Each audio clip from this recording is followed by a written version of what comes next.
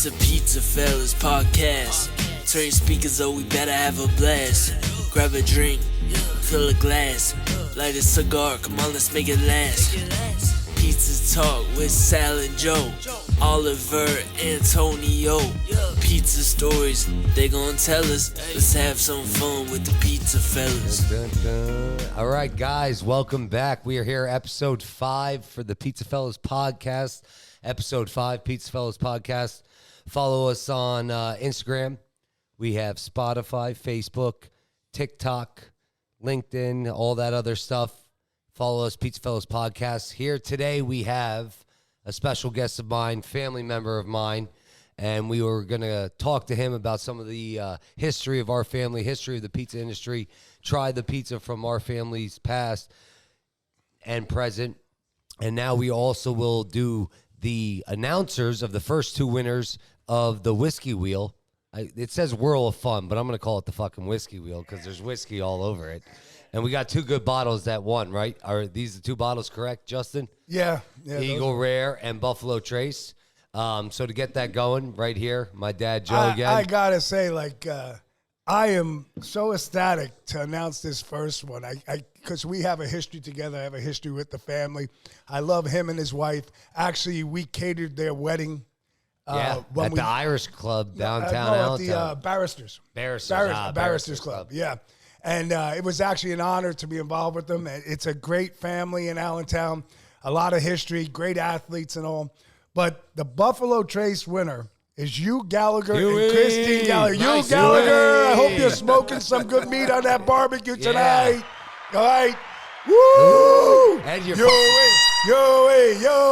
And you're drinking it with us, asshole. Don't be cheap. Yeah, Christine, you, Gallagher, we love you guys. We love you guys. Great people, and I know him my lifetime, the whole family. His old man is Mr. Gallagher, one of the best. The Gallagher family, one of the best in Allentown. And the next bottle is Eagle Rare. Yes. Eagle Rare on the Rare. Whiskey Wheel. And you know what? I feel like we know this gentleman, too, and my brain is just not picturing him, but shame on me, but it's a wonderful young man, Chad Shatouf. Chad Shatouf, congratulations to you. Congrats, Another Chad. great person from Allentown. Thank you for following us on the podcast.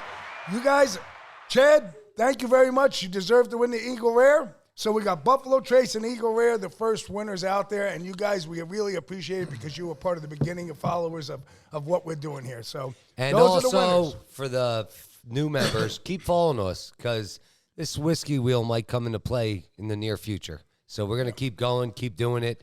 And even though we are going to be at booth 419 at the Northeast Pasta and Pizza Convention in Atlantic City on October 1st and 2nd, we might keep this going. I like it. It's fun. Yeah, it's a good thing. Yeah. Well, listen, everybody introduce yourself quick so we got it. Sal Ruffino, you guys know me. Tony DeFlora. Joe Ruffino, Big Sexy, Biagio Pizzeria. Oliver Nassery. Sal Dewalt. Where you from, Sal? Salvatore Ruffino's Pizza, You got it. 1902 My West nephew, Allen Sal. Street. There we go. All right. All right. So here we got, last week it came up, my father's pizzeria that he started in 68 at 19th and Allen came up. And then after we got off the show, it just dawned on us. They said, well, why don't we have your nephew on? Because my nephew, Sal, currently owns and operates it. So, my father started, he actually came up to the Lehigh Valley. Him and his actual first partner was him and Nicolosi, Angelo Nicolosi, and a shout out to Nicolosi's in Phillipsburg, Robert, Dom, the family, great pizza family. Angelo, their father, was a legend and a great leader in the business, and they make phenomenal pizza there. If you're in Phillipsburg, please go check them out. And with that being said, they ended up opening up Nicolosi's in Phillipsburg. Then they opened up, I think it was Westgate was open, which big shout out right to help me here. Dom. Yeah, but Dom over there. Because if you're over by Westgate Pizza in Bethlehem there, definitely stop over. Another great pizza shop, greatly owned for years, and the guy does a great job. Then next, they opened up 19th Street, and in the beginning of 19th Street, it ended up being, it was named Nicolosi's for a period of time. I don't recollect, maybe it was 6 to 8 months, maybe 9 months out. Back then, the people opened and closed shops. Not open, they opened and sold shops a lot. So they sold Westgate. And then at that time, my father and Angelo looked at each other. Angelo said, well, I guess I'm taking Hillcrest. My father said, well, I'll take 19th Street. And they were friends forever. I mean, they really were. It wasn't a bad departing. It just was a matter of business at the time. So my father operated it. By the time I was 7 years old, I was my father's left-hand man on the pizza table. There was no right-hand man on the pizza table because we always go right to left, so the guy at your left is stretching your dough. So I was the left-hand pizza man at that time. That's how it is.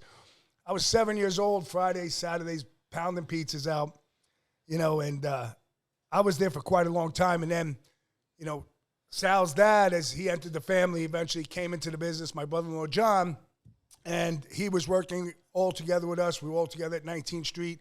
We went through the 80s, and then in the 90s, then we took over the pizza place, and then we pursued it straight through to about 2007, 2008, which at that point, I had chose to depart, and I went my way, and then they my father and my brother-in-law, John, they took back over 19th Street and was operating that as their team, and then I was going about my thing to come where I currently am at Biagio's. So, ironically, my nephew, he had worked delivering for us, right, Sal? You had worked delivering. He had worked, waitering at the one restaurant we had. And, that was kind of his experience. It was you were really never thrown into the shop on a heavy basis, but you worked delivery, the counter. Yeah, the counter and stuff like that. Stuff like that. Never made pizza. They really didn't have in the back. At the time, we both, just so the audience knows, we were both football players. So yeah, you guys were playing. And in our family, it was like, we wanted you guys to be successful at that. And so, Sal, you went to Central as well? I went to Central. Yeah. At the same year or no? No. He's a couple years. Sal's a couple years younger. I graduated 07. You graduated 02. 02. Yeah. So, and you went to Moravian. He played at Moravian. He had my cousin great Sal, career. and I'll just shout it. Yeah, I used to look up to him when I was younger because he was a fucking beast, man. Yeah. Like Still is. But I'm saying back he was a different way now. he was a beast. So I looked up to him, and he was a great player at Moravian, great player at Central. But Moravian, he stood out. And I could say, as the patriarch of our family, the Ruffino family, I pushed you guys as much as I could to get, and you guys were successful. They really were. And I was very proud of them through their whole career. So it wasn't something to say, hey, I had to be in the pizza shop. I didn't want them to wear the same shoes that I wore. I wanted them to create their own shoes, which is, I think, a good thing in life because look where we came to full circle. Right. You're going to get to where you need to be. You just don't need the pressure to get there. So as we move on, Sal then, he had a great football career, was coaching, coached at Moravian, coached at Lehigh University, coached, what was the school in Maryland? Couple places. Virginia. A small school down in Virginia and then Rudolph. Division II school out in West Virginia. Right. Yeah. Okay. And then eventually my nephew ended up becoming a head coach in West Virginia. We had the honor of going down there when his son Alex was born. We went to the baptism stuff, saw what it was. And I'll tell you what, beautiful area, but it is very remote. Yeah. It's a different area. So he was there for a few years. And then as time went on, he decided that he was going to change his path. Real quick, Dad. I never asked you this, and it'd be a good topic to ask you. When you were down in West Virginia and it was remote, what were you fucking like? Was it just how was it to adjust to that environment? I'll be honest with you, it's probably some of the nicest people like in the entire world because it was a small town. Yeah, so it was tight. It's different. They were nice. The ones I met were very nice. Like when you came down for the baptism stuff, you met nice people. it was they good people. They knew you. It was more community oriented. It was super community. Good oriented. morning. Good morning. Like how are you? You sort of know everybody. Yeah. Which we're not. I was coaching, it's not like I needed You were like busy a big doing nightlife. that, yeah. Like I was just doing what I was doing, hanging out. Yeah. It was a nice road getting up there, though. Yeah. Oh, yeah. It's troublesome now. Yeah. Yeah. So anyway, he decides to come back home. So he comes back home, and he's got a coaching position that he's going to be moving into. In the interim of that, his father was a little short, and then, boom, this is pre-COVID, a matter of months. So December, I believe, is when he came back. He's now getting into that, I guess, getting cleared to get that job, whichever the protocol is. All of a sudden, boom, COVID hits. Everything shuts down. So now he ends up working at the store full-time, not part-time. And then, unfortunately, COVID went through. NCAA changed. Season was canceled the next year, so I believe, wasn't it? Yeah, part of it, I was getting out of it. That was part of the reason of moving back home. I ended up working a school up here, gave me a position, and then at the time my mom was helping out on Fridays, and I'm like, I'll help out on Fridays. Yeah. So she doesn't have to. And then I was getting my real estate license. That was the plan. I was coming up here. I just wanted to get back closer to family. I wanted to get my real estate license and just sort of go in that direction.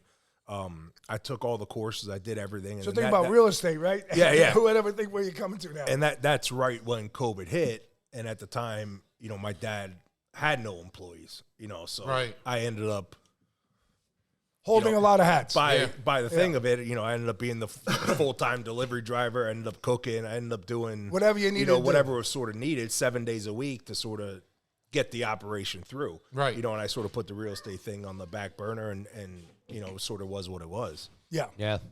And then moving forward, then, unfortunately, our family did suffer a loss. God rest my brother-in-law's soul.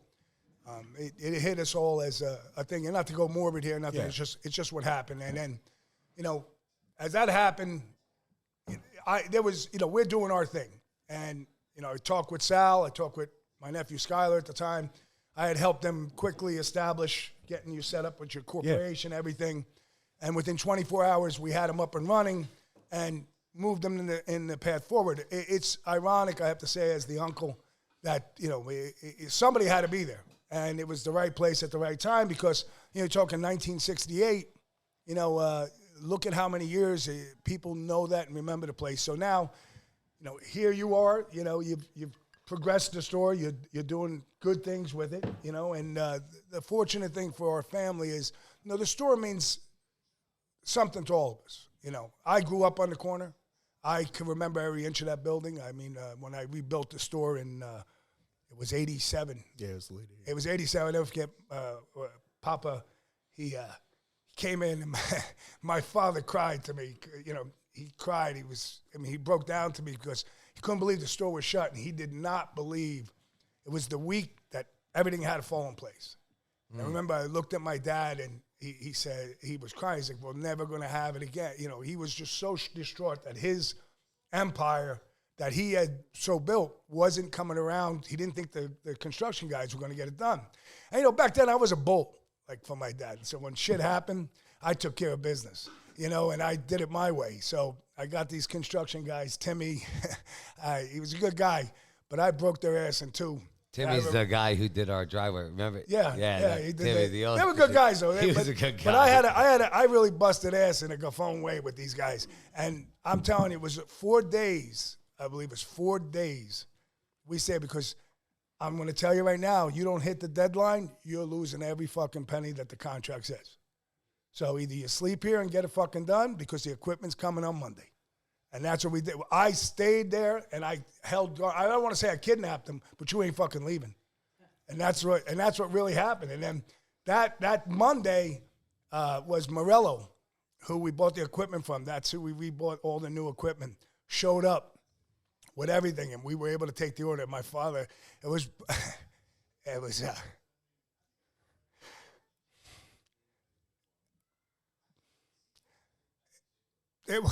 one of the greatest moments in my life to please my father and to take that equipment. And when I lifted those 4 ovens up, put those stones in, and to see him say, I have my pizza ovens, it meant a lot to me, It meant a lot. So, to see that A lot of store. memories there. Yeah. A lot of memories. Great there. memories, actually. Great memories. So my was a question great to you, thing. my question to you, Sal. And by the way, if I say Big Sal during the podcast, guys, I've been calling him Big Sal That's our since I nickname, was foremost. That's how we he's separated Big Sal, ourselves. I'm Little Sal. What do you think? That's just how it's always been. What do you think your hardest or toughest, something to get into the business? What was the hardest part to get into it? Because I know there's some for me, there's some for everyone. When they first get into it, unexpectedly The biggest challenge. challenge, yeah, Yeah. that you had to overcome. The biggest thing was obviously, everything happened The way it happened. the way it Yeah. happened. Yeah. In Those first 6 months. it was always a thought of mine, if I got out of football, I would get back into the restaurant business somehow, to the point where even, the school I left in Virginia, when I knew I was leaving, I ended up taking a job at a restaurant just to make some extra money. Right. And Right. the guy there, his name was Franco, that owned the place. He gave it to his son Sal, but he actually knew Papa from, like, he knew of 19th Street. Yeah, think you about know what that. I'm saying? And he's in Richmond, about that. Virginia. In West Virginia. He was in. I was in Richmond, Virginia at the Oh, time. okay. But he actually knew Your grandfather. my grandfather, and he knew about 19th Street. Like, he was Small physically world. there before. You know, and then obviously everything happened abruptly, and it sort of came together. Just the biggest thing, I didn't mind it. Like, I obviously I would have liked on better terms, but to me, The pressure and didn't it affect comes you as much. no, because it comes from. I Probably told you already. natural. When we talked, And I was pretty forward with you that day. Yeah. It was a And- challenging 2 days, but And that's what, like, people would always say to me, well, what about all the hours and what about all this?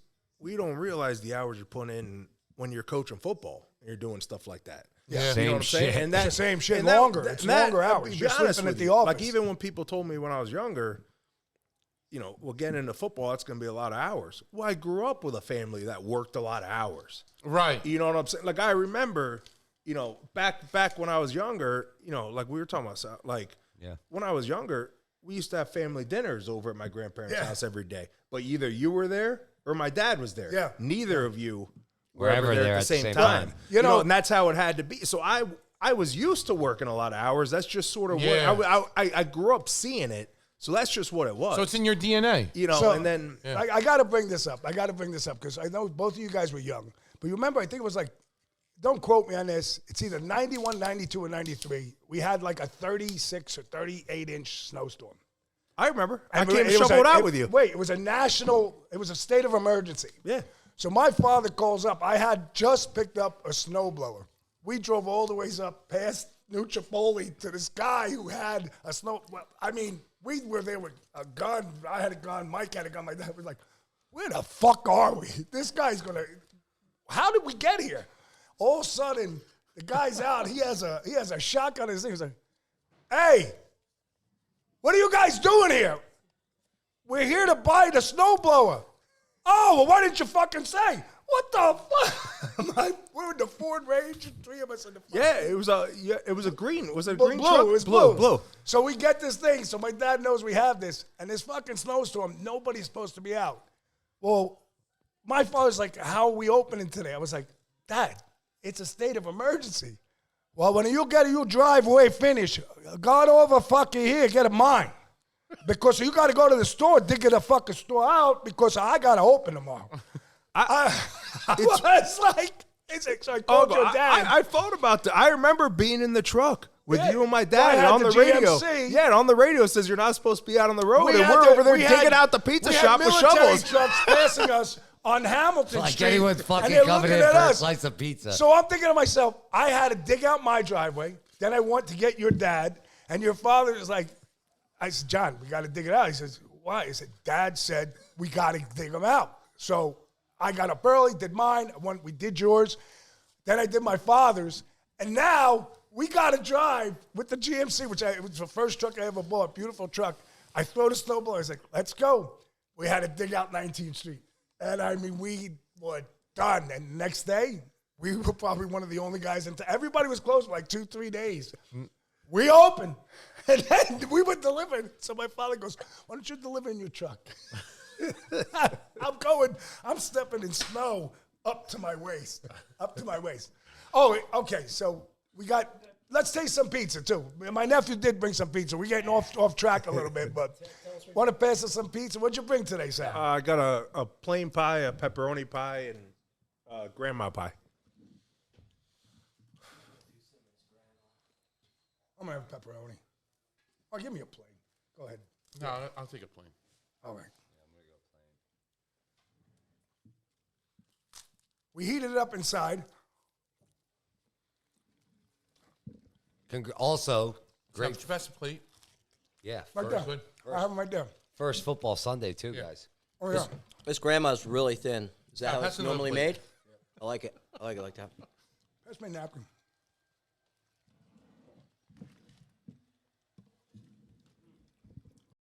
This is Yeah. probably the thinnest grandma I've seen. See how thin this is? Oh, yeah, good.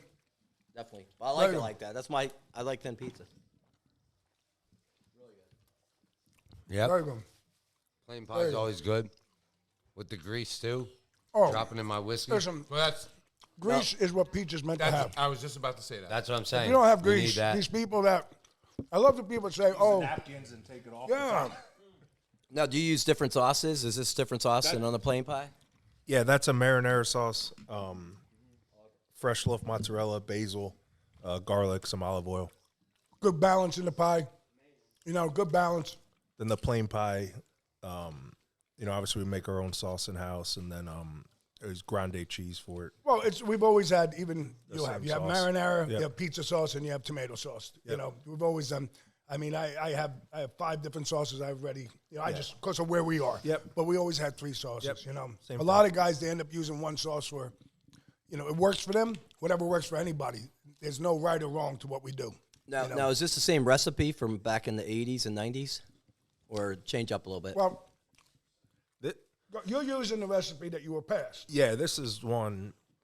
I mean, the recipe we have that we're looking at, it's hanging on a wall in the back. It looks like the paper's from like 40 years old. It's still probably there from back in the day. It's hanging on a little clip thing magneted to the wall. And that's the recipe that we use still.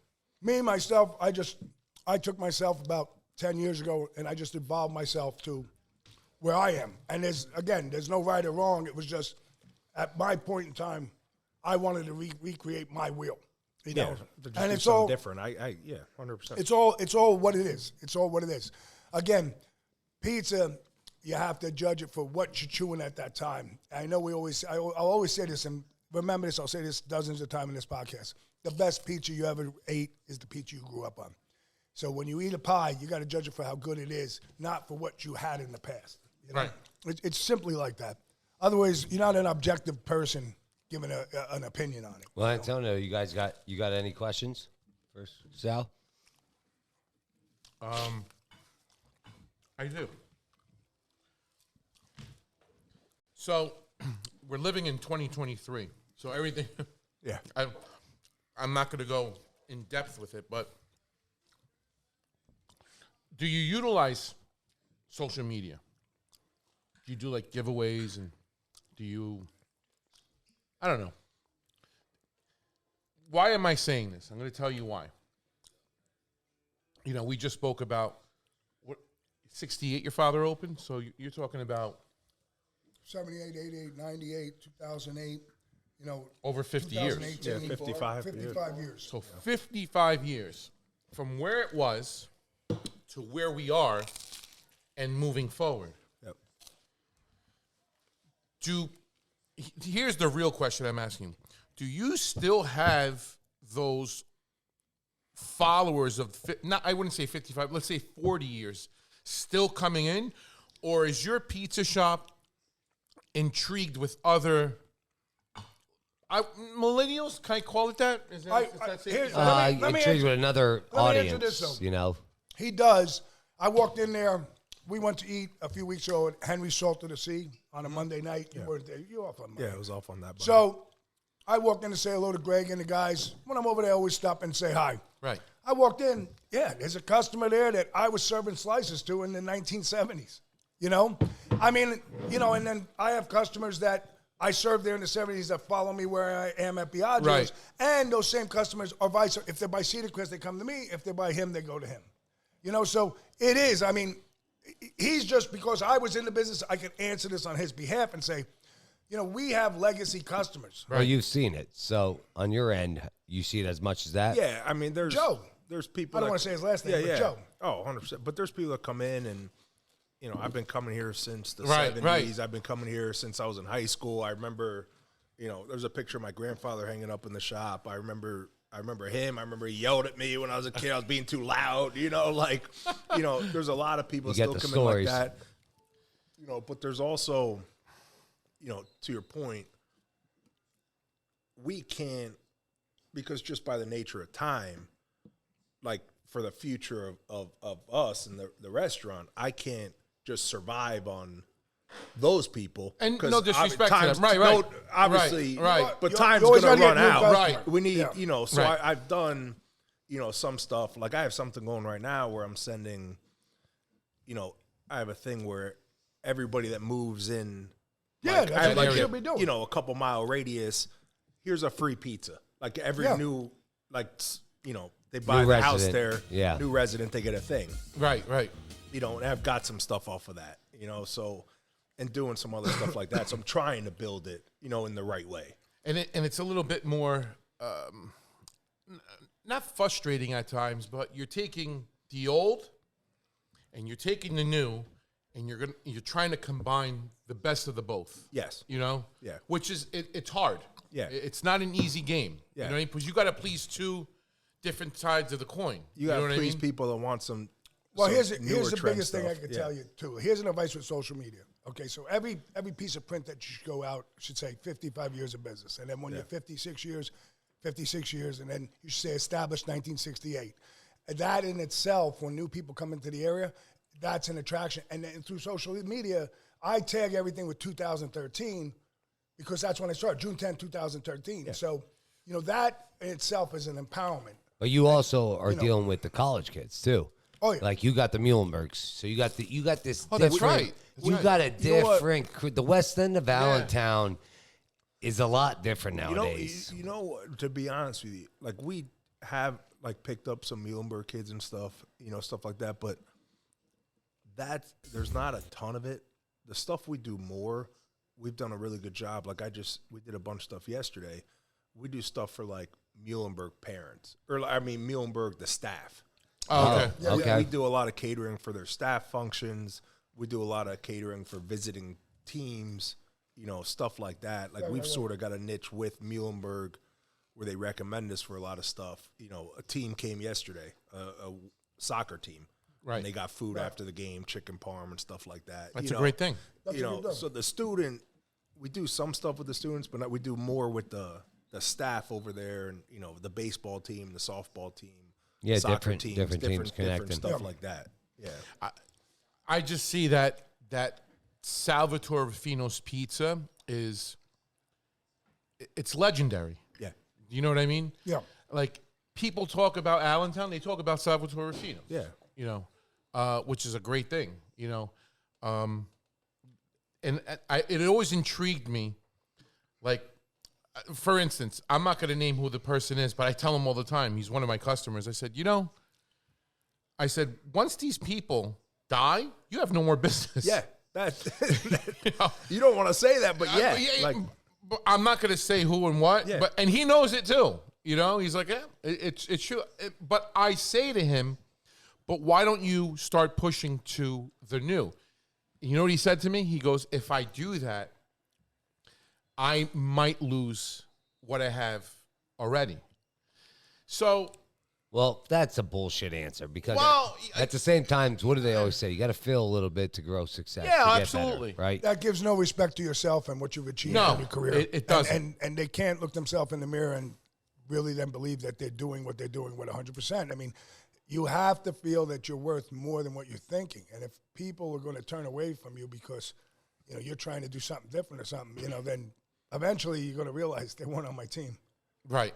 Yeah, I mean, so, you know, that's the old excuse, you know, we hear it so many times, and we entertain it in that conversation, but the reality is, guys, you got to wake up, and that's not to insult anybody. We're here doing this podcast to create a camaraderie and a trust and a fold where people should be able to talk to each other and call them and, you know, say, hey, how are you doing this? How are you doing that?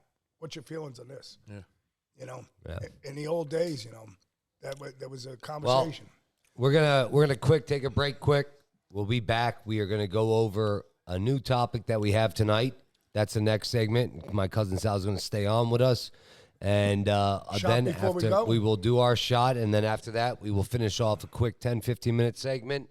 Cheers. And cheers. I don't have a shot. Yes, I do. It's right here. Cheers. Salute. What is this? Breckenridge.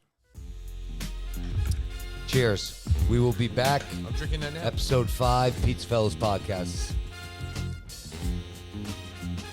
Good. That was a good episode. That's a very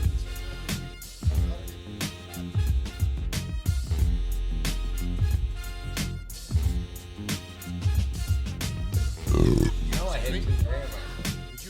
Guy took Strickland over Adesanya. It's a Pizza Fucking money line. I didn't want to do it. 350 money line paid out 2 grand. here 5'10". Are we good? Oh, you put 350. Hey, welcome back. Welcome back. Welcome back. Welcome back. Sorry, I'm guys. sorry. We were just talking about last night with the UFC bets. Won some money on Strickland. He fucked up Adesanya pretty fucking good last night. We had some fun watching that. And the Eagles are about to get The ripped. Eagles are getting ripped right now. The Eagles, yeah, give me that look. Yeah. Yeah. All right, so we're back here, episode 5, PizzaFellas Podcast. Again, follow us on Facebook, Twitter, Instagram, and Spotify. We will be on Apple Podcasts and other locations shortly in the near future. But PizzaFellas Podcast, we're going to talk about an interesting topic here that we came up with for the next segment, and I'm going to let my dad go into it right now. And we just had great food. By the way. Great food. Yeah, we're still eating. We're eating like champs over Between here. my cousin's After the pizza, pizza. and the sandwich, all good food. We're eating. That was a good sandwich. Bring up that story. So, listen, before I move on, I got to show everybody this. This is a prosciutto roll-up, and there's a spicy pepperoni, superside roll-up. But I'm going to tell you this. In the 70s, 80s, early 90s, even to this day, there isn't one pizza shop owner that hasn't taken ham or gabagool or salami and wrapped it around brevolone and eaten it. We've been doing this for decades, and now you go to the grocery store, you got these companies making it, and people are buying this hand over feet. It's unreal. And here we are. I brought these out because this is one of those things that you're in the industry, and what a missed opportunity. I do it every day for a snack. But Jesus Christ and Moses made fucking espresso. Now look at Starbucks. My favorite's turkey provolone. Of course. Turkey provolone roll-up. That's a good one. That was always my favorite. Into the subject here as I choose some prosciutto and provolone. So there's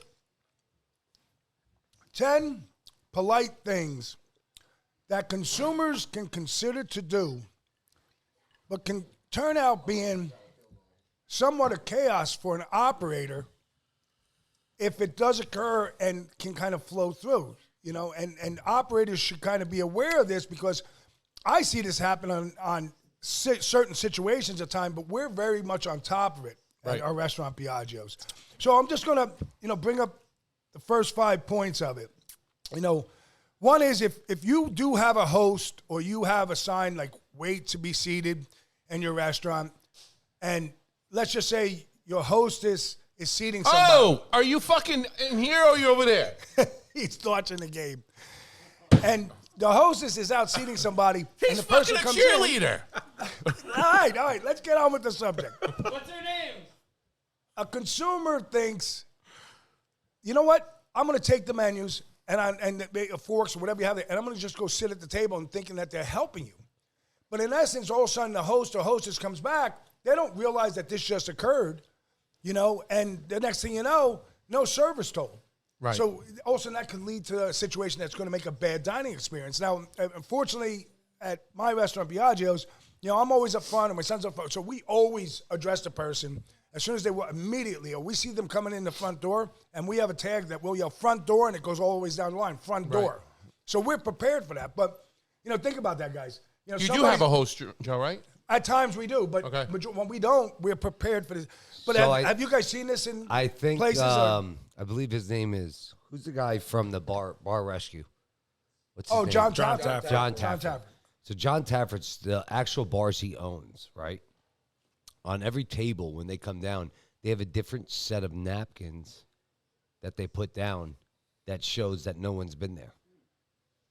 So they seat the person At that table. They put a napkin down, say it's a red napkin. Oh. No the one's person. been to that table yet. Oh. So now all his waitresses and waiters know, and servers, everyone knows no one's been there to greet them yet.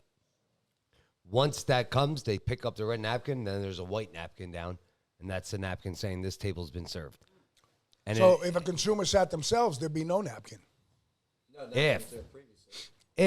but at the same time, I'm talking about this is how something in the That's how he's restaurant. achieving It's his not goals. I'm not saying a pizza shop directly. I'm saying though in his bars and restaurants, that's a technique he uses. That's a smart technique. Yeah. He's always has a hostess, though. So John's he a always great had- operator. But great. I'm just saying he does that where it's something like that I heard where he has something where there's a red napkin or a device that says this Customers just got sat, not greeted yet. Once the waiter or waitress comes, they pick it up. Boom, they pick that up. And I mean, it's a good point of concern to make operators aware. You know, I mean, if you do have a situation where you have a dining room or something, you know, make sure you're addressing that customer at the door. But pizza shops are hard because there's no one fucking sometimes in the front for 70% of an independent pizza shop. This happens. You know, you can relate with the wait Sal. staff, meaning.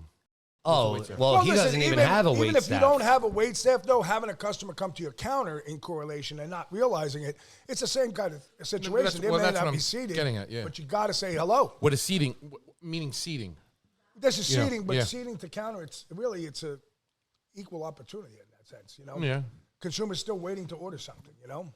Sure. We have some of the same stuff where, you know, somebody that hasn't been here before will come in and they'll sort of sit down. I'm like, maybe they're waiting for the waitress to go out, you know, and then they come up to the counter and they're like, how does this work? Do we order here? Yeah, you just order at the counter. We'll bring the food over to you then. Yeah. You know, it's like, So a lot you of do time- not have waitresses. We do not Okay. have waitresses, no. But, you know, a lot of time we'll, you know, we're not going to call chicken parm here at the counter. You know, like we'll, you know, they're going to order a chicken parm to sit down. Like, we'll, There's shops that still do that. yeah, we'll bring it out to the table. You know, Yeah. we'll find somebody to bring it out to the table. You know, one thing I find is that it always still to this day kind of like I shake my head because of the direction. But you would think, and these are sometimes people that are of age. So they've gone to take takeout. So when you want takeout, my instance I do is when I walk in a place, I immediately look for where a computer is, where I consider to be as a register. I've witnessed people just get, and we're literally only 18 feet from the door. You know, and we're there, like, hey, how can I help you? And, you know, they're just like in a cloud, not realizing order takeout, just walk straight up. You know, you would think, you know, and these are some of the things that can create a bad experience just through a consumer not applying. What about you, Oliver? You go into a lot of pizza A shops. lot. He's I fucking mean, every yeah, I'm fucking- everywhere. No, I was just wondering more so like, Joe, your shop. I see this at a lot of shops where I go where it's 100% wait staff serving, but they come up, they see the slice counter, so they walk up and say, hey, can I get 2 slices of soda? They want to pay you. They don't want to sit down and pay a tip. Yeah. So what do you do in that situation? You just let them go? Or? I let them No. say. Yeah. No, I let No. them say. I never give any problems. I said, take a table. Yeah. Well, no, what I do is when we're busy so what I've started to do is when that happens, I tell them just order with me. It's going to be faster. Right. And I know people are in a rush. So that usually happens to us during lunchtime. Yeah, that's so what I'm talking lunchtime, these people are trying to get in and out. And we only have 2 servers. I'm shorthanded. I understand my servers are busy. There's tables. Say there's 8, 10 tables, 5 tables each. They're running around. Right. I'm still running the fucking food. No, I'm not complaining. What I'm saying is if a customer comes up and he wants to, I'll tell him straight up, order me it. I'll get you your soda. I'll go get the soda. I'll get you your slices. I'll serve you fast. I'll sit get you down. in and out. Right, Because I know he'll understand Right. that better than the server waiting on him. Yeah. And it's appreciative. Yeah. Yeah, he my biggest pet peeve is, you know, which affects the restaurant is I come in there as a customer and I'm going up to get my order, and then you get the Uber or one of those delivery services come in and they fuck bypass you, and then sometimes the restaurant We make them overlooks stand in you line. and No, you know we make them stand gives in an line. Uber. I Stand know in it line. has happened to your place, but it happened to me control a all few that. times. It happened to me at Prima Hoagie's where, you know, 6 people in line and the guy came up, stuck this phone in the woman's face. Listen, you if know, I Nobody's they controlling. serve that You walk- person you walk first. in, There's Did she give him nobody the food? controlling Yeah, that situation. yeah. She gave him the food? Yeah, Yeah, they it was a no- female you get Uber nervous. driver. People get nervous. People get owners get nervous, which is Right. a whole nother fucking thing. But they shouldn't get nervous. Yeah. All right, so get to the back of the line. If I could put the DoorDash fucking delivery drop off next to the fucking backyard in the restaurant, yeah, I'll bring it out to you when it's Fuck ready. that shit. I've Get outta I've here. thrown those fucking people out of there. No, I it's- can't deal with it. They're so I rude almost to hit your a guy with a customers. fucking You know? shovel one time. They steal Everybody's our the food. customers. They steal it. It's ridiculous. All right, let's move on to the next one. The next one, you know, there's 2 things. You could have, say, everybody has a special board. All right, so, you know, and maybe if you just have counter service, say, hey, would you like to know our specials? Or if you have servers, you're going to tell them the specials. And also, a kind of another piece to this is where you have your menu that you've created, and then a customer wants to create a whole dish that's not even on the menu. I mean, you're tagging 2 things here. One, allow the person to tell you the specials. Give them that patience. You know what I mean? That's what I'm just saying, because a person's going out of the way unless you say to them, I'm in a hurry, that's a whole different concept. I'll give you that. Right. And two, if you have an expansive menu or whatever the menu is, the chef, the cook, whoever's in the kitchen that develop it, that's what they develop. So if there is no, X, Y, and Z on the menu, then you basically came in not desiring what was on the menu. Right. So what does that do? If you do that as a consumer, you're creating a bad experience. And this can happen, not day in and day out, but in a month's time, a couple of times where, can you make me this, and this? Well, what happens if we don't have that in stock? And that's happened. We haven't had things that they're asking in stock, and we have a lot of stock, So, I mean, that's something as a consumer's thinking it's nothing, but it can turn to something that's bad for a restaurant and retrieve a bad Yelp. Yeah, and another place consumers get some bad reviews to restaurants. So they'll go into a restaurant, a mom and pop, and one of the employees, whoever's there, maybe Sal might make something for them, custom. And then you don't even know what it is. Then you come in the next time, you're busy as hell. You don't have time to make that. Oh, it happens to us. And then all you're the like, time. we can't make that for you It right now. The happens to Chicago us. pizza is probably an example because it takes a little more effort in general, when you're past. just something But- I know. had And then some- that customer gives a bad review, said, well, last week I had this, and this week I went in and, the other guy working there wouldn't give it to me. It's a difficult thing. You put the operator in a tough situation. I mean, you have to take that into consideration, and it's one of those things. So, I think. Now, do you do special sell at the pizza shop at all? No, we Trying don't to have get- chalkboard specials or something like that. We really don't. Looking to We get thought involved about in it. any yeah, of that? we thought about it. We Like talked social about it. media wise, Yeah, like promoting we a sandwich. Thought about it. We talked about it, but a lot of times people want something like I have stuff that's not on the menu That you accommodate. that people call. Yeah. Like for example, it's not a spec, but like for example, like just because of menu space, like I don't have shrimp a la vodka on the menu, Right. but we make it for a lot of people. Gotcha. I don't have shrimp parmesan sandwich on the menu. But you'll make we it. make it for a lot because we have the stuff to do it. Right. You know what right. I'm saying? It's just If they ask, you make it. it's sort That's of easy enough. Well, It's yeah, easy one enough. of the guys that works for me calls it, that's part of the secret menu. Yeah, we make it. Yeah, And you do deliver, right, Sal? Yeah, we do. You have in-house drivers. Yeah, we have in-house drivers. Okay. Yeah, we do all our own deliveries. All right, so now moving on to the third. This is something that I do see, and I have a way to always answer this in my restaurant, but it's where you're chatting up the server, or you could even be chatting up the counter person. There's nothing the matter with that. But as a consumer, you have to be able to be aware of what's around you. I mean, when I walk the floor like I do last night, once I'm out and I'm doing a walk of the floor, my team knows that I'm there to personally touch every table. That's a whole different thing. But when it's an employee or server, my responsibilities are halted at that moment because my responsibility is to address my dining room and every customer and appreciate you, and I do. But servers or a counter person, they have other tasks and deeds. So, You got to keep it moving. Listen, for example, we will yell the per server's people name will like X, Y, and Z. We need you. these servers, they work hard. We're not saying that, but there's times they still. I hate when they take a seat.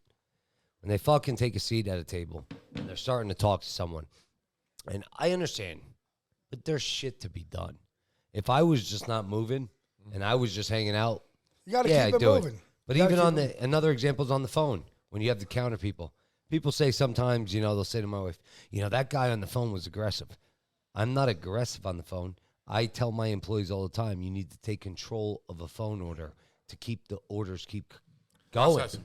If you're on a phone fucking having a conversation, if you want a large cheesesteak, no sauce next, okay, this order of fries next, pierogies next, this next, credit cash. Oh, that's not aggressive. That's, you got phones are ringing. Thank you. So You've gotta be I able got to handle 100 the phone lines behind me waiting for you. You got to keep going. Yeah. You got to control the conversation. Yeah, you get those people that call and then they order 2-3 things and they suddenly yell to their kids, "Hey Johnny, what do you want?" Oh, It's- my but, God. consumers aren't being aware at that point. They're not being. Or where's my credit card? Sal, I was just going to bring up the same thing. Get my credit card. John, I need right. John. But right. all those halts lead to a bad experience. That happened to me last And night. It happened to me 10 times last night. It did. And the thing is, It holds up the whole line. it everywhere. holds up we got- everyone. I'm the Everything that guy. is stalled. We're watching I the got a pizza oven. ticket. We're expediting. Yeah. We're doing 7 jobs. They don't realize it, but that's what you're saying. I These are picked things up that the expo line yesterday. makes the situation From turn. the printer down to the floor with my teeth.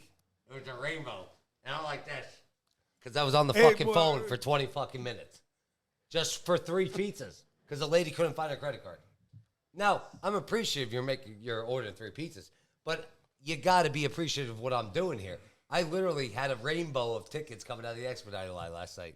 Oh my God. All my teeth. It's just, it's like we're in a space that's high, it's fast. And it's just like a consumer has to realize there's a lot. We're doing, as owners, we're doing 6, 7 jobs. And we're not the only ones, many guys in pizza shops, you're doing 6, 7 jobs because you're shorthanded. But they're like calling it if you're in cloud 9. All right, we'll move on to the 4th one here, okay? And I have seen this happen, and this is more or less if you're sitting at a table. Server goes up, sees them, they get the drink order. They bring the drink back, all right? And I've just witnessed this happen. Server walks away to go to another table, and all of a sudden they stop the second person, or they'll stop one of us because we're out on the floor delivering food. Can I get X, Y, and Z? Okay, sure. Go up to the queue, put it in. And then, our kitchen is built to get food out. Our team, a slip is not made to sit there. A lot of places, they'll pull the slip, they look at it. My guys, it's get it done. And that's how we do. People want to get done. Especially lunch service has to be fast. So with that instance, the server takes the other order, is putting it in. By the time they come around, well, they don't realize the customer's gotten food. And all of a sudden, a little chaos could happen or something. You got to realize, if you're getting a drink or you want to be out fast and you know what you want, these are suggestions out there. Operators, be aware, so be prepared for it, Have you guys ever seen this? Uncle Joe, it's funny you bring this up. I was just out to dinner this week at a restaurant I go to a lot that I really enjoy. No names. If it's no.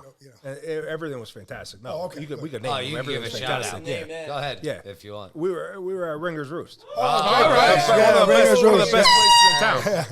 Yeah, great place. I was there sometime this week. I was there for dinner, I think Tuesday, and we ordered. My mom was with us, and she something came out. The burgers, they forgot something, whatever the case was. Not a problem at all. My mom stops the bartender.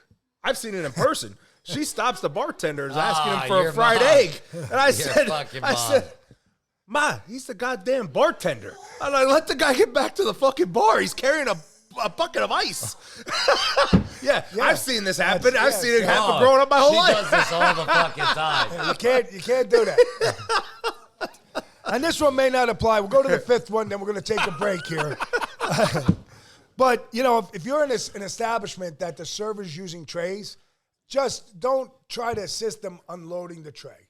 All right? And the reason being behind that is when a server puts the food on there, they balance it out. So, and how accordingly they're holding that, as they bring it down, they're going to unload it to how they know it could go to the table. Mm-hmm. If you try to assist them and pull the wrong dish to unload, it could flip the tray. It could cause havoc. So, enjoy the process. This is all about not creating a bad Yelp, but creating a greater experience. And these are all suggestions. Well, how many times do we have families where the kid spills a drink? Well, that's all coming up. That's coming up. Well, that will come up. But, they're all the time. But at the end of the day, any points, anybody. Antonio, Oliver, anything you got to say about those 5 points? No, he hit it on the head. I mean, from him saying all this, reality of the matter is, I hate using this word, but it's common sense. It's a good point. It's just common sense. It's common practice and common sense. Common courtesy. That's all it is. That's all it is. If we were rocket scientists, we wouldn't be doing this for a living. We'd be, designing rockets. But unfortunately, this is what we do, and all you need is a little bit of just sheer common sense, maybe 10%. That's it. What we do in the restaurant business, if you're in a successful restaurant situation, pizza, restaurant, bar, whatever it is, and you're doing numbers, everybody who's successful at that has one characteristic to their embodiment. They are a critical thinker. Because you cannot be in a place that does a lot of movement of food and not be able to critically think. In these situations we're discussing, I'm not trying to say, common sense is a great thing, but you're not giving acclamation to the critical thinking that needs to be done to pull off a successful environment to give you a great experience. And then if you interfere and interject, these can cause something that can turn something around to be, what it is. So these are the first 5 points. Listen, this is all in positive. We're trying to, not just from pizza to food to whatever. We're just talking it, putting it out there, and people will hear it, see it. Don't take anything as a knock on anything. It's just how we freaking go about explaining ourselves and have a good time. It's the Pizza Fellas. We're going to take a shot here before we get off and take a little break. We're going to take a shot here, guys. Buffalo Trace is the choice. Actually, we're drinking Breckenridge tonight. Oh, I'm sorry. Breckenridge bourbon whiskey. Cheers. Salute. Cheers, everybody. Salute. There you go. That's the second segment, guys. We'll be back. Episode 5, PizzaFellas Podcast. We're going to go back to the last 5 topics of this. And then we're going to finish up, with some stories. We're going to finish up. We got a family here tonight, so we'll finish up with some stories back in the past. All right. We'll see you guys soon. Thank you. Forget about it. Forget about it. Oh, It's a Pizza You know I Fellas sing this in the podcast. house? you're going to be singing Bro, it we got to tonight. have your son on here. Yeah, Ed. You're going to be singing it tonight Yes. after the Cowboys fucking rip the Giants apart. Sorry, Justin. Juice Man. Giants are going down tonight. Cowboys, baby. Welcome back, episode 5. Yeah, put that over there. Episode 5, okay. PizzaFellas Podcast. We're going to go through the last 5 topics here about the consumers in the industry. Also, we're going to finish up with some more comments from my cousin Sal, owns Salvatore Ruffino's Pizza Shop. The address, 19th and Allen. 1902 West Allen Street. 1902. There it is. 1902 Allen Street, 437-3621. 21. It's been the 1902, same. it's on the corner of 19th and Allen. We don't have numbers outside that say 1902, so you got to see the mailman when they have replacement ones look really confused sometimes. But that fucking, real quick, that sign's been there since when? No, that sign was the sign I put up when we remodeled in 87. Yeah. Jesus. You're fucking kidding. No, it's Yeah. No, it's the And same I saved There's it. no so 610. There's people that are confused There's because no there's not a 610. 610. They're trying to dial 484-437-3621, but it's 610-437-3621. 610-437-3621, yeah. I saved that sign. That fucking sign. Actually, when we dissolved the corporation that we had and everything, the last thing my father asked me, he says to me, he goes, we have the sign, right? I was like, yeah, Dad, I always had the sign. I took him downstairs because I had the front of the basement over there, and I took him. I had the sign over there all nicely, neatly put away. He was like, Well, real quick, before, I remember when I was in college, I'd come back when my Uncle John had that shop and my dad was out of the business. I went down to the basement there, and they had that fucking register. But That fucking register. Bro. the ones This there. thing, I wish I had those I wish registers. we still had it. You still have it? No. I don't know what happened to it. I wish I had them. That Those fucking register. 1955. What happened to it? What happened to Oh, it? there was me worked out. I don't know. NCRs with the. He was coaching college football. I wasn't Oh, it around. was My gone aunt- when yeah. you were. When My you Uncle John owned it at the time, Oh. and it was down. I would come home from college. My dad would sell them, when he was working for Yeah. PFG Roma, and then I'd come home from Friday. I'd be like, all right, let me go get some food. I'd go hang out. Listen, when you're a kid in this industry, and it's funny when people. And this is another topic, but I'll just bring it up quick because I don't think enough people talk about it. When you're a kid in this industry, you think about it now, and you're working in the industry. You're like, fuck, I'm working a lot. Shit, I'm working a lot of hours, right? But there's some times on a Friday, I'm sitting there, I'm like, yeah, I'm working, X, Y, and Z's out. My friends are out, this and that. I could be out with this. I could be going to a football game, this. But at the end of the day, I realized in the back of my head, I'm like, when I was growing up on a Friday, Saturday, where the fuck was I? I was fucking hanging out at the pizza shop. Yeah. I was doing the same shit I'm doing now. I just wasn't working. I'll give you one better. I was still there, hanging out and chilling. In your prime and in your prime right now, here's my hours. Sunday was our light day, 12 to 11. Monday was 11 to 12.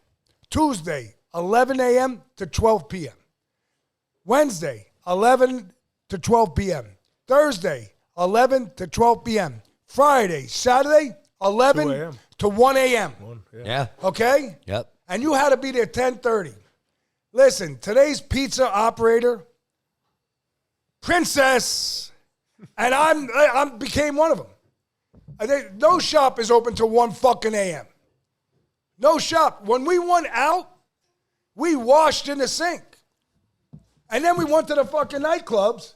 And then we went to the after hours, got home 6:30 in the fucking morning, and had to be at the store 10:30. And that was a 5-day a week, at least 5 days out of the week you did that.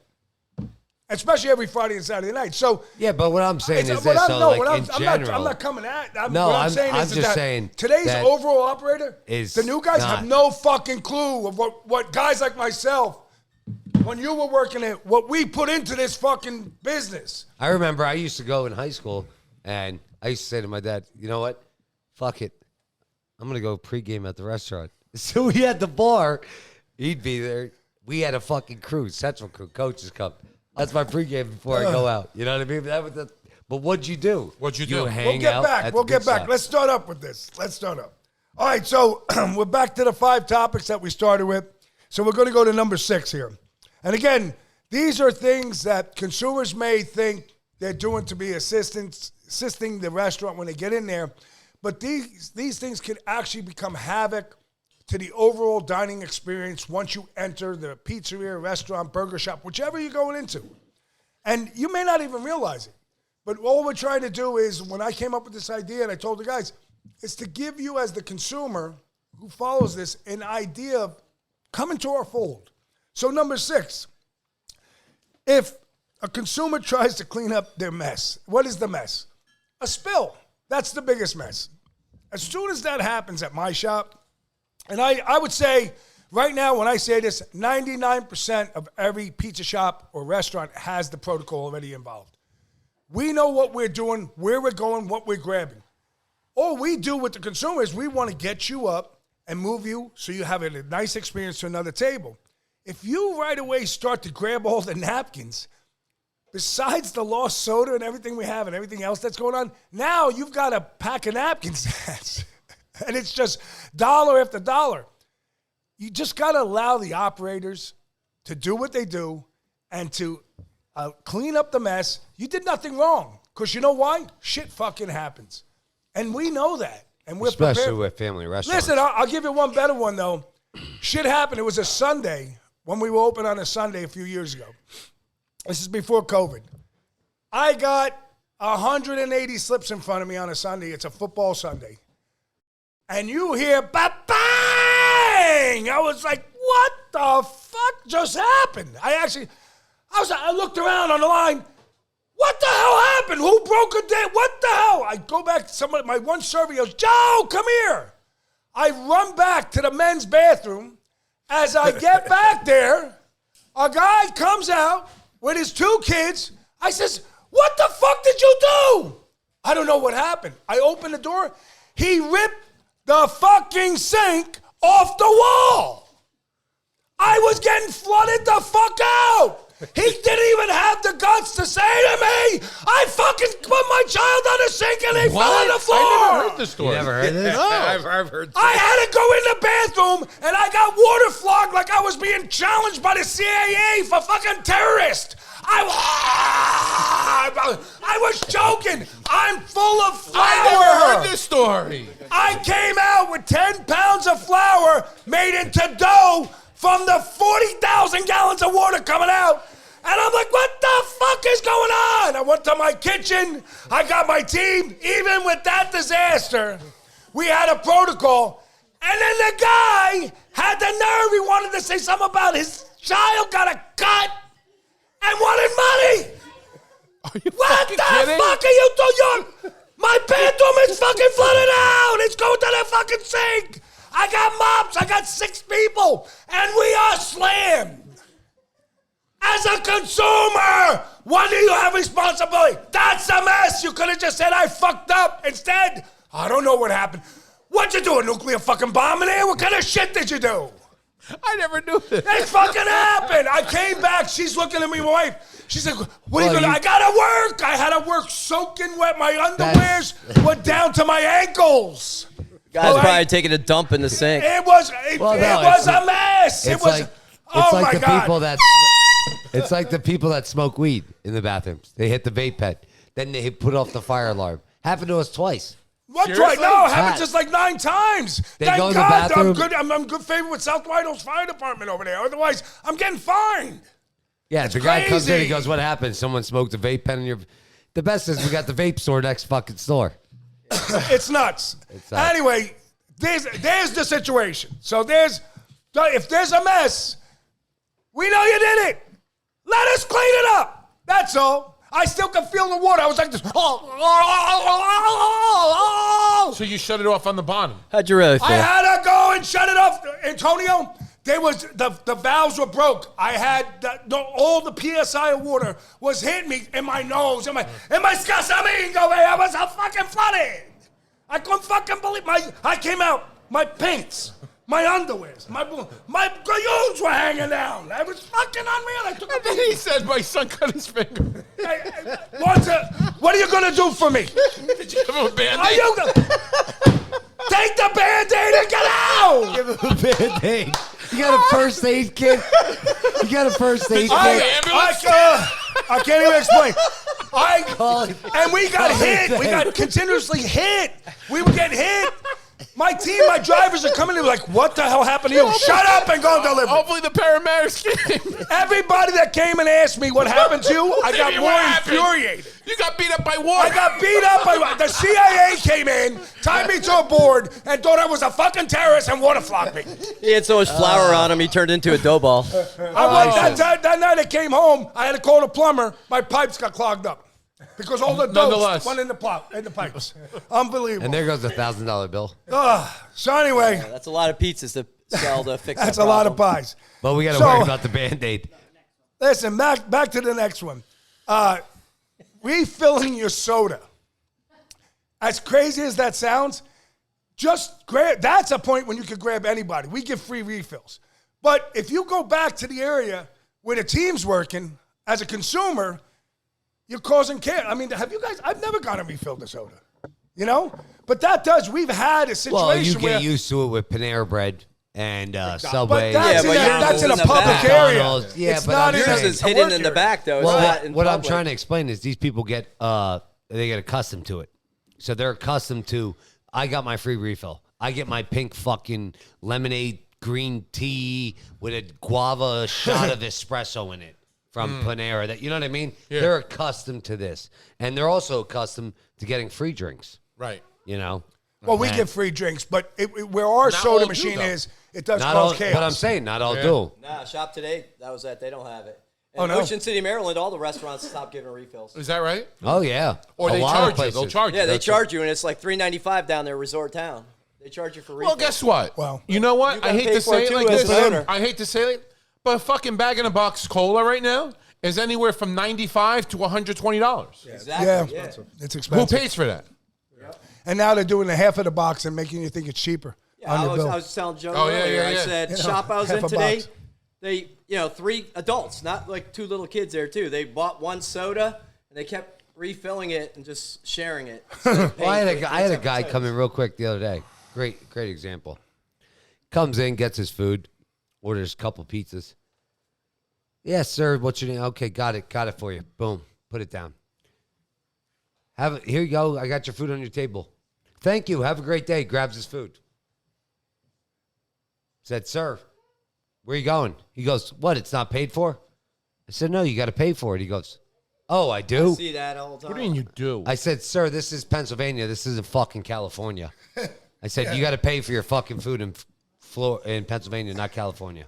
And he looked at me like I was in he was in shock. Heads. I couldn't believe it. He goes, actually, I got to do? What do you mean pay? I don't understand. The Did guy he think somebody paid for it? Comes in, just I wants don't to know take if it he and thought walks his out? wife paid for it on the phone or something. Oh. Nobody paid for it.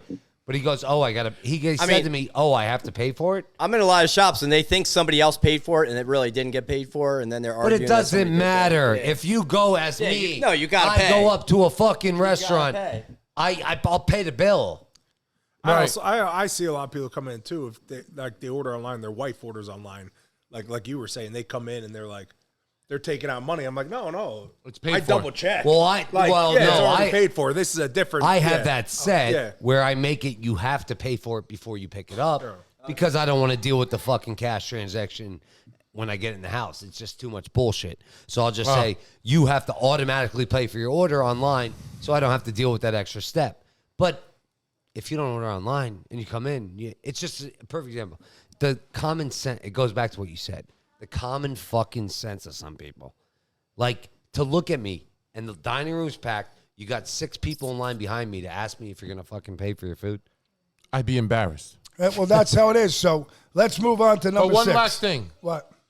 Not to go off subject, but we were talking about soda. Do you know what soda I miss? RC. Oh, I was Oh, going I to call should that. call That's my favorite. I fucking miss They RC. have it up north in RC. What Sunbury. happened? What happened? Shops. RC fountain soda. Yeah, they have it Yeah. in the sub shop up in Sunbury. Yeah, but what happened to it? And is it out I mean, of it's business? still out It's there. still out there, but it's not in the demand that it pushed as was. much. Yeah. It's If you- secondary market selling Yeah, it. if you go to northern Pennsylvania, a lot of the shops, I shouldn't say a lot, but I've probably been 4 or 5 shops up there that have it. They still have the old Yeah, there's yeah, guys- a couple there's of guys- this tap system. there's they still have private the tap sign You know up. what system guys we that sell sell the it. shit out of? Calypsos. I was telling you about that the other day. Tab. We sell fucking Calypsos like it's fucking... So let's get into this Candy. list here, though, guys. right. That's another subject. Yeah, we will get to that So another time. number 8 on the list, okay? Number 8 on the list is stacking your dishes. Stacking your dishes. And why do we say this? Because most dish areas have a procedure in how you go back there and where you have to put the dishes and how they have to go back. So if you start considering... Meaning the hey, server, Joe? well, they start Oh. putting dishes together for everybody. Server. picking it. The consumer pot stacks them Yeah, up you know, on the there's table. a whole process when you get in the dish room where things got to go and what they have to be, how they have to be handled. From if we're a complimentary wine glass to a soda glass, et cetera, coffee cup to a soup bowl, salad, et cetera, et cetera. Yeah, et cetera. but we have a thing, me and you, our number one pet peeve. Well, we would say clear the dishes as clear it the goes. fucking bust your fucking table. Oh, yeah, definitely. I cannot stand when I'm at a 5-star steakhouse or if I'm at Yep, fucking that's my pet Chick-fil-A, peeve, too. Okay? Take the dishes off Take the the table. fucking dishes. You walk by a fucking table and see an empty dish, open your fucking eyes, take the dish off, and call it a fucking, just clean the table. You know what I hate Yeah, I the mean, most? we've been at great restaurants and just You know what I hate can't the believe most? They don't do They it. don't take your salad dish away and they bring you your steak out. Not even that. I'll even go into more depth. How about the server that, or the waitress or the waiter that comes, takes your order? You never see him again. Yeah. Yeah. I mean, you're missing a spoon. Let's just say a napkin. This. And then why they're the like fuck this. do I gotta get up? They're I like gotta give this, you a yeah. tip for me getting up. And they're like this. The customer's like, and I see him waving. So I got to stop working behind the counter, go out on the floor. Got to make sure we give them and service. make sure they give them service because my server lacked on Yeah. that. At the end of the day, it's just, when we're talking about all this shit, your mind has to be in it. You have to Okay. be focused. We're in the game. I don't care if we're slow, and you're whatever. But when you're busy, it's just like a football game. Yeah. You got to be mentally drilled in for that 3 hours. Right. Just give me 3 hours. And then, when 8:15 hits and we're slowing down, okay. Then you can go jerk off. You know what? I'll take over Not your... literally on me, but No, but I'm saying they'll jerk. I'll take over your slack. Because I'm going to end till we close. Right. So I'll take over that slack. Right. All right, so let's move on to Yeah. number 1. This is something that really, this can cause chaos anywhere. All right, and this I've seen done multiple times. Do not wait as a consumer till the end of the bill and the server comes out, puts the bill on the table, and then you turn and say, the 19 of us want split checks. The 10 of us want split checks. The 6 of us want.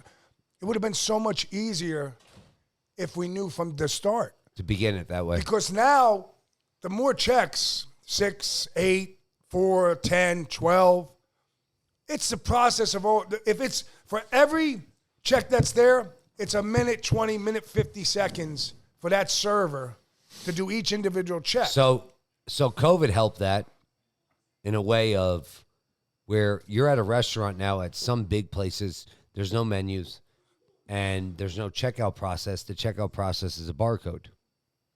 So what they do now is you're on your barcode, you order on your phone. So COVID helped that out with, I would love to see the stat, but it would probably have to be at least almost half of the restaurants. Because you go anywhere now, you rarely get a physical menu. You've been getting it, but there's always that barcode There's option. more and more happening like It's that. more and more happening. So that's a technique where the barcode's being used and POS systems are inputting it or utilizing it within their system. And you know what, Sal? You know, you're saving on your menu in-house. You're saving on that change of menu pricing. Yes. Oh, my gosh. That's a big thing. You know, But you know, they did away with that at Applebee's. Applebee's had the things on the table, and you could split your checks, but they did away with that. remember I told you I've been to, and you love the beer, and I love the beer too. The place out Other half brewery. Fucking please. If you drink at Other Half Brewery, I'll love to get the owners on here. Oh. They're in Brooklyn. They're in Philly.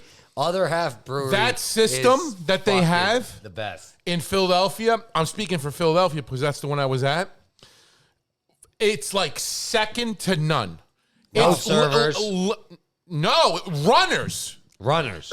You literally walk in, there's a guy or a female or 2 people, 3 people there. They're like, how many? 3. Okay, there. Boom. You sit there, you're like, where the fuck are the menus? Right there. Boom. Scan it, order it, pay for it on your phone.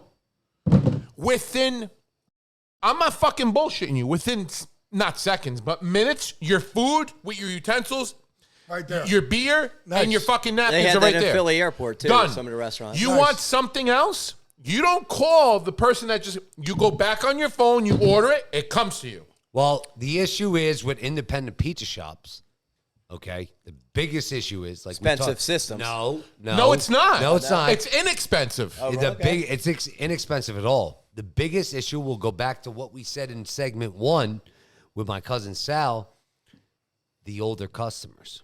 Oh, yeah. Yeah, that's where you have to be. So when you considerate. look, there's You have to be sometimes I look at my restaurant on a Wednesday afternoon. I mean, Still I'm have an those older paper customer. menus, so- And a Wednesday Right. afternoon, you got fucking the ages. The average age is 55. Hey, I'm Sometimes. 56. Which is Not good. that you're saying that they don't know Yeah, how to you use guys a are phone. fucking old. My dad's Yeah. 56. He struggles I'm with a phone. 57. Oliver doesn't even know how to spell phone. He's 55. I'm bad with all that. I'm bad with You know all what I that. mean? So you So I got, am for considerate to independent that. pizza shops, it's very difficult to adjust to that way because you have an older clientele that, listen, even me at 34, who am I talking shit on? I barely know how to fucking videotape a video. You know what I mean? I know what to do, just what I do. I don't know the extents of a phone, the extents of the process. Yeah. So you have these older people. It's tough. But what it has done is there's millennials that will come in and there's other people younger. They look for the barcode. They don't even look for a menu anymore. Yeah. But you know what? Going back to the other half, they open that up. Are they anticipating an older crowd? No. I don't think Yeah. so. Well, here's the system. I don't know if you guys ever incorporated this. Copperhead Grill did this with us because after the games with sports, Shout out to Mike and Mike. yeah, I know it'll them. be 10 people going in there. 10 kids plus parents. We go in to eat afterwards, so it's 20, 25 people. So what the server said to us said, just give me your kids. Because the kids sit separately. Everybody, the wives sit separately. The husband said, give me your kid's number. So, like, for instance, my kid's number 8. So, server goes up, goes, what's your number? 8. Then puts the 4 8s together. You know, me, my son, my 2 other kids. Okay. Then the next table. So, now that's what we do. Anytime we go to a restaurant, we tell servers, hey, we're going to give you our kid's sports number. And that's how you know which checks go together. which. Instead of saying, hey, that's my kid down there in the blue shirt with the blonde hair. Oh, that's smart. Well, so let's. All Yeah, right, we it's a got good the idea. split check thing. So let's move on to number 10, and then at the end you save your complaints for Yelp. So things like this happen in the restaurant, and then you go home and you give a 1-star review because what you considered to be a consideration and positive was really kind of putting the restaurant on havoc. And then instead of going home and giving the Yelp, you could have called your server all over or called the owner or manager over, did a face-to-face with them, allowed them the ability to understand what you're saying and what happened and maybe discuss the situation. And maybe actually, because you spoke to the person in depth, realized the humanity of that person and how you both could connect. If it's a normal, like if it was me and you say something to me, I have very thick skin, I don't get offended.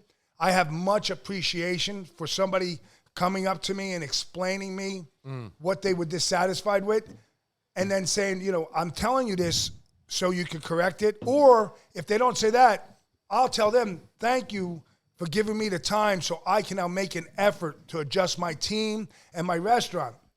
And now, by doing that and not doing a Yelp, think about how you're going to help the experience of future customers. So now you just corrected the issue that was necessary, that person, myself, or any other owner or manager didn't realize through these situations. And now, together, we correct it for future people. But instead, if you just go home and Yelp, you've done nothing to help the situation except make it worse. Yep. And that we've spoken about a lot in this series. But that, at the end of this top 10, that's the one thing as a consumer you have to start doing. You have to start letting the humanity of an incorrect situation become corrected. So future people and consumers can now have a better experience that instead of a Yelp, you helped make the difference. And then go to Yelp and say what they did to fix it. And how good of experience was that conversation. But now you'd give a 4 to 5 star review, and you could give yourself a 10-star review and say, I was part of the reason why now they'll do it better. Yeah, but Joe, how about this type of consumer? I know this is going to burn you up.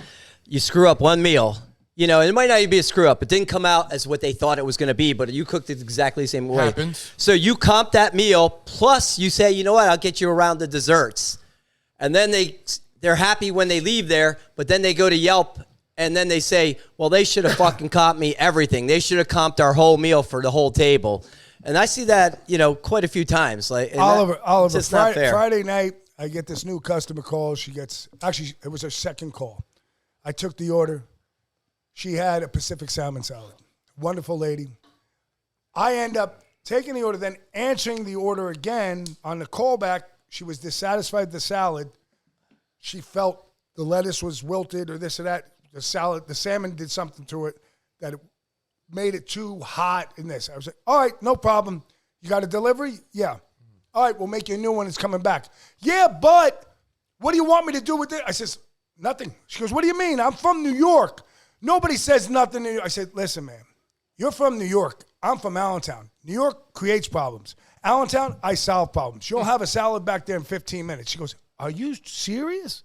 I said, yeah. She goes, God bless you. I said, no, God bless you, and thank you for calling my restaurant. We'll be there in 15. Less than 15 minutes out the door, 1 mile and change away, she got her product. Yeah. And that's how you handle it. But she gave me the opportunity to correct it. To fix it. Yeah. And I fixed it. And now, she's a loyal, wonderful human being. And she is. She's a very nice lady. And she was laughing. She couldn't believe we solved problems in Allentown. The thing we run into, and I'm like majority of you guys, like everybody else, like somebody has a problem with a pizza. Something's wrong with the pizza. Too overcooked, too undercooked, whatever the issue is. They call up, they explain their situation, especially if I recognize the person, whatever, 90%, 95% of the time, sure, we'll get you a new one or I'll credit you, whatever you want to do. It just happened to me a couple weeks ago. Somebody ordered a bunch of stuff, and then they call up and they complain about the pizza. But they start the conversation with, I paid $65 for this pizza and it's oily.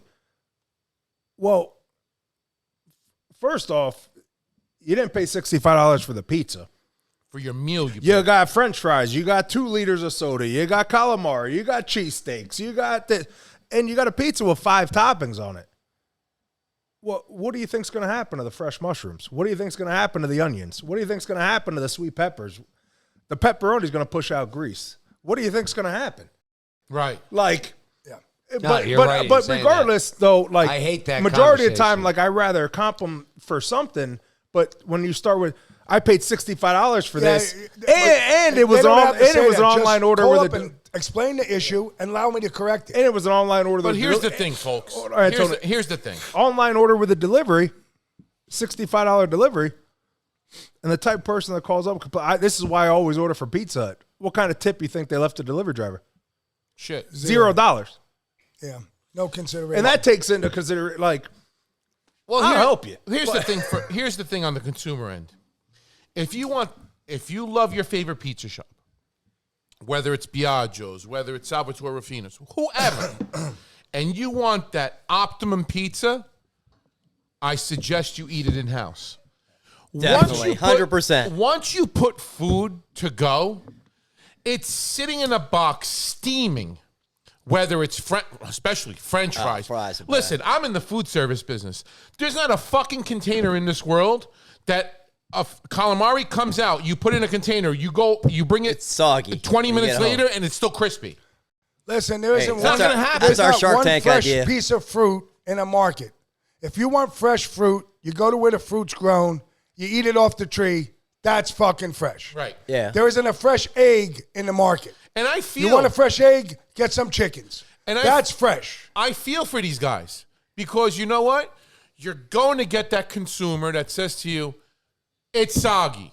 And Joe, I don't know if you do, Sal, but Sal uses the Pizza Perfects. Shout out to them, Pizza Perfects. Yeah. But, Pizza Perfects. Does it help? Yeah, it helps to an extent. It's not going to make your pizza super crispy as soon as it comes out of that fucking oven. 62 more cents to the cost of pizza? Yep. And then the knee top? All right, so, you're putting in a cardboard box something that's hot. Sushi, you're not going to have problems with it. Nah, it's different food. It's a different category. If you want fresh fish, catch it in the sea. I mean, the word fresh gets thrown around. It's like the word organic. Organic. I was just about to say that. Let me ask you a question. So, if you get organic chicken, organic steak, organic eggs, what the fuck does that mean for regular steak, chicken, and eggs? You mean they put them together in a chemistry? No. Yeah. It wasn't born? Time out. You have to watch it. I'm just explaining. No, but organic. So I'm going to say this. You do not buy regular fruit. Never buy regular fruit. It's actually fucking disgusting. There's been many of studies, many of tests. You buy regular fruit from a fucking fruit store and you fucking press it. The pesticides that are sprayed on that fucking fruit are disgusting. Now, the difference between that and organic strawberry, they did it. They've done videos on it. Organic strawberries, organic bananas. It's like 70 fucking %. Of what? There's no pesticides. There's nothing. It's so much more healthier for you. But that's my point, what organic yeah, is. but they created an organic market. Correct. So what they did is they bastardized our whole system of food, and then that goes down to the consumer purchasing food in a restaurant saying fresh. The interpretation there's is a just difference all between fresh bastardized. and organic. That's what I'm trying to explain, though. When I There's started a in this big business, difference. though, there was no organic. Everything you got was good. Well, they did that to kill bacteria. That's why they put the pesticides and that stuff. No, I get it, but there's a whole system to this that's just... But I don't Well, get you why have to- is what organic I'm- more expensive if they're not It using is. all those chemicals and things. Because you're paying for fresh. You got to realize there's a difference. I guess it goes bad faster. It's not. You don't want to pay for that shit. You know what I mean? You don't. Pesticide. Listen, life has changed. There's a big difference between years ago and now. But Okay, years a lot ago, of this is years out. ago, food So and everything now- was better. It was 100%. better. Oh, it was 100%. better. When I was a kid, chicken was different. It's just Well, mass The produced skin so was much, yellow. It They wasn't tell- white. They Right. tell you not to Yeah. eat butter. You should eat butter.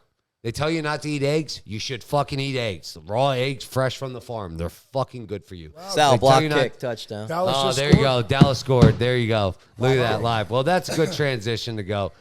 Dallas scored. Guys, excuse me, episode 5, PizzaFellas Podcast. Again, we're going to go watch the Dallas Cowboys game and the Giants game for the rest of the night, drink some more whiskey, take some more shots. drink Any some last cigars. thoughts? Any Any- last thoughts? Quick, my cousin Sal. Sal, Give any me last thoughts? last thought, some advice for the pizza industry. Try your pizza. Something. Nah, I appreciate you guys having me on. You want to give anything away tonight? That's what we should do. Yeah, he's going to give you away with a fucking 12-pack of Miller Lite. That's right. Because you were there till fucking 2 o'clock last No, night. 2 beers and I went and joined but nah, at Volpe's. no, I appreciate. I'm happy to be in the business. Like I said, I thoroughly enjoy the business. I couldn't be happier to be involved in it. I'm excited to do what I do every day.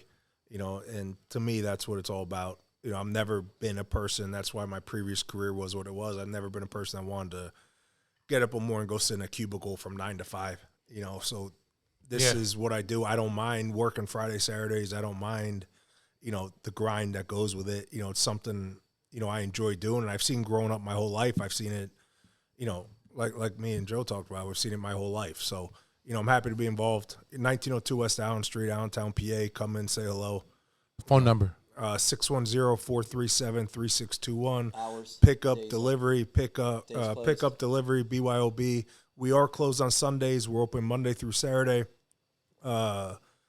Monday through Thursday, 11 a.m. to 8 p.m. Friday and Saturday, 11 a.m. to 9 p.m. And if you go in there Friday around 9:15 and you get lucky, you'll have a beer with Oliver. Oliver walked in. We got to start locking the back door. Somebody left the back door. I was driving by. It was about 9:45, and I didn't think he'd be there, and the back door was open. Last I night. saw him in there. He's a fucking nomad. Yeah, but I saw him there holding the Miller Lite. That's why I stopped in. No doubt about it. The guys were mopping the floor. They were throwing water in the kitchen. They're sweeping the water out the back doors. All of a sudden, this guy comes walking. He's lucky he didn't get shot. Comes walking in the back door of the place.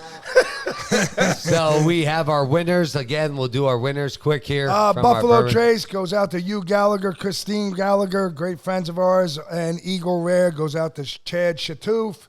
And don't forget, October 1st and 2nd, Juice, Internet, booth 419, the Pizza Fellas. We are going to be there. Going live, it's going to be at the Pizza and Pasta Northeast Expo, October 1st and 2nd. So, And as always, we have to finish off. Another spin our tonight. shot. We'll do a spin just for fun here. Antonio, you're the spinner. We're going to You're pick the one official out. spinner. Let's get it going. I need Oliver some more. can't fucking do it because he's a fucking moron. I need some more whiskey. You want me to spin it? No. Let Oliver do it. Go ahead. So you finish it. fucking break it? Here. How's he going to break it? He kept on going to the same fucking thing last time. Guy, you spin it. No, that was me. No, that was him. No, that was fucking me. Let me just blame him. I'm good. I got some more caps. just blame him. Juice, you still got your shot over there. You got to fucking drink it. Oh, here we go. You ready? The whiskey wheel. Do we do a shot first? Yeah. Oliver, what the fuck are you doing? Oh, I'm trying to help you out. In the West End of Allentown at Salute. 10 o'clock at night. Yeah. Fuck me. Cheers, episode 5, PizzaFellas Podcast. Whiskey wheel goes. Another EHT Taylor. Nice. You got to respin? We're good. I gotta end this up because I worked all the years at 19th Street. I grew up there, and I gotta really. This is a great fucking story because this is going back to very old school. This was like prior to us getting ready to remodel, and my father was still a little bit younger and stuff. So Fridays there, the store was not the same as it was. It's a much shorter store. So the counter was probably about 15 feet from the front door. And the people used to stand out to the front door. We didn't take numbers. My father used to say, we take faces.